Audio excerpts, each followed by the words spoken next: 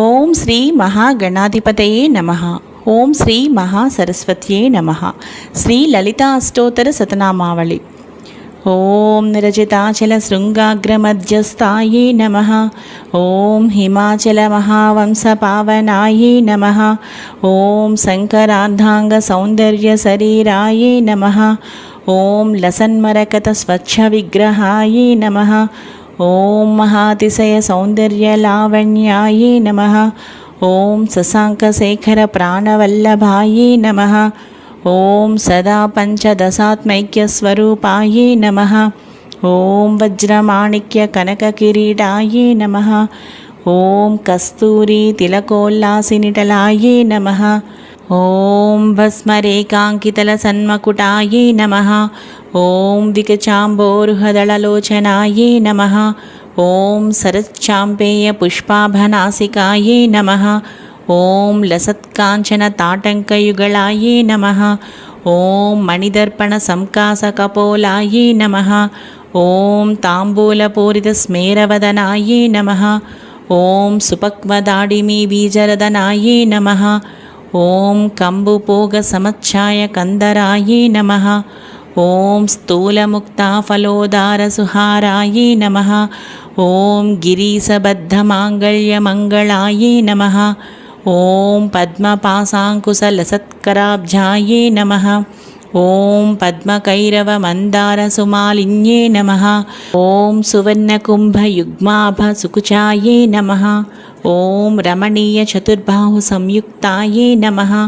ఓం కనకాంగద కేయూరభూషితాయే నమః. ఓం బృహత్సౌవర్ణ సౌందర్యవసనాయే నమః. ఓం బృహన్నితంబ విలసజ్జఘనాయే నమః. ఓం సౌభాగ్యజాత శృంగారమధ్యమాయే నమః. ఓం దివ్యభూషణ సందోహరంజితాయే నమః. ఓం పారిజాత గుణాధిక్య పదాబ్జాయే నమః. ఓం సుపద్మరాగ సంకాస చరణాయే నమః. ఓం కామకోటి మహాపద్మపీఠస్థాయే నమః. ఓం శ్రీకంఠనేత్ర కుముద చంద్రికాయే నమః. ఓం సచామర రమావాణి విరాజితాయే నమః. ఓం భక్తరక్షణ దాక్షిణ్య కటాక్షాయే నమః. ఓం బ్రహ్మోపేంద్ర శిరోరత్నరంజితాయే నమః. ఓం సచీముఖ్య మరవధూసేవితాయే నమః. ఓం లీలాకల్పిత బ్రహ్మాండమండలాయే నమః. ఓం అమృతాది మహాశక్తి సంవృతాయే నమః. ఓం ఏకాతప్రత సామ్రాజ్యదాయికాయే నమః. ఓం సనకాది సమారాధ్య పాదుకాయే నమః.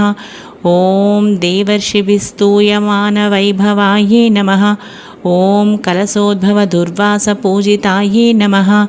ఓం మత్తేభవక్త్ర షడ్వక్త్రవత్సలాయే నమః. ఓం చక్రరాజ మహామంత్రమధ్యవర్చే నమః. ఓం చిదగ్నికుండ సంభూత సుదేహాయే నమః. ఓం శశాంకఖండ సంయుక్తమకుటాయే నమః. ఓం మత్తహంసవధూ మందగమనాయే నమః. ఓం వందారుజన సందోహవందితాయే నమః. ఓం అంతర్ముఖ జనానందఫలదాయే నమః. ఓం పతివ్రతాంగనాభీష్టఫలదాయే నమః. ఓం అవ్యాజ కరుణాపూరపూరితాయే నమః. ఓం నితాంత సచ్చిదానంద సంయుక్తాయే నమః. ఓం సహస్రసూర్య సంయుక్త ప్రకాశాయే నమః. ఓం రత్నచింతామణి గృహమధ్యస్థాయే నమః. ఓం హానివృద్ధి గుణాధిక్యరహితాయే నమః. ఓం మహాపద్మాటవీ మధ్య నివాసాయే నమః. ఓం జాగ్రత్స్వప్న సుషిప్తీనాం సాక్షీభూత్యే నమః. ఓం మహాపాపౌఘ పాపానాం వినాశిన్యే నమః. ఓం దుష్టభీతి మహాభీతి భంజనాయే నమః. ఓం సమస్తదేవదనుజ ప్రేరకాయే నమః. ఓం సమస్త హృదయాంభోజనిలయాయే నమః. ఓం అనాహత మహాపద్మ మందిరాయే నమః. ఓం సహస్రార సరోజాతవాసితాయే నమః. ఓం పునరావృత్తిరహిత పురస్తాయే నమః. ॐ वाणी गायत्री सावित्री सन्नुतायै नमः। ॐ रमा भूमिसुताराध्यपदाब्जायै नमः। ॐ लोपामुद्राचितश्रीमच्छरणायै नमः। ॐ सहस्ररतिसौन्दर्यशरीरायै नमः। ॐ भावनामात्रसन्तुष्टहृदयायै नमः। ॐ सत्यसम्पूर्णविज्ञानसिद्धिदायै नमः। ॐ श्रीलोचनकृतोल्लासफलदायै नमः। ॐ श्रीसुधाब्धिमणिद्वीपमध्यगायै नमः। ॐ दक्षाध्वरविनिर्भेदसाधनायै नमः। ॐ श्रीनाथसोदरीभूतशोभितायै नमः। ॐ चन्द्रशेखरभक्तातिभञ्जनायै नमः। ॐ सर्वोपाविनिर्मुक्तचैतन्यायै नमः। ॐ नामपारायणाभीष्टफलदायै नमः। ॐ सृष्टिस्थितितिरोधानसङ्कल्पायै नमः। ॐ श्रीषोडशाक्षरीमन्त्रमध्यगायै नमः। ॐ अनाद्यन्तस्वयंभूतदिव्यमूर्त्यै नमः। ॐ भक्तहंसपर्यामुख्यवियोगायै नमः। ॐ मातृमण्डलसंयुक्तललितायै नमः। ॐ भण्डदैत्यमहासत्त्वनाशनायै नमः। ॐ क्रूरभण्डशिरच्छेदनिपुणायै नमः। ॐ धात्राच्युतसुराधीशसुखदायै नमः। ॐ चण्डमुण्डनिशुम्भादिखण्डनायै नमः। ॐ रक्ताक्षरक्तजिह्वादिशिक्षणायै नमः। ॐ महिषासुरदौर्वीर्यनिग्रहायै नमः। ॐ अभ्रकेशमहोत्साहकारणायै नमः। ॐ महेशयुक्तनटनातत्परायै नमः। ॐ निजभर्तृमुखाम्बोजचिन्तनायै नमः।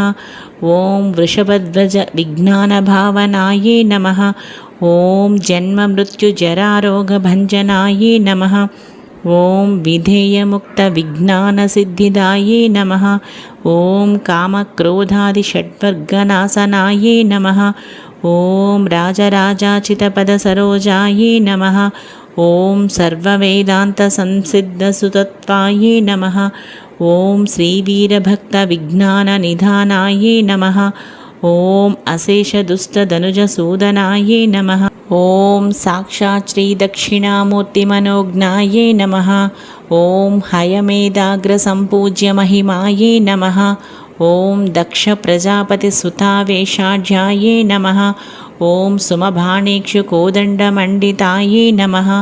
ॐ नित्ययौवनमाङ्गल्यमङ्गलायै नमः। ॐ महादेवसमायुक्तलीलायै नमः। ॐ महादेवरतौत्सुख्यमहादेव्यै नमः।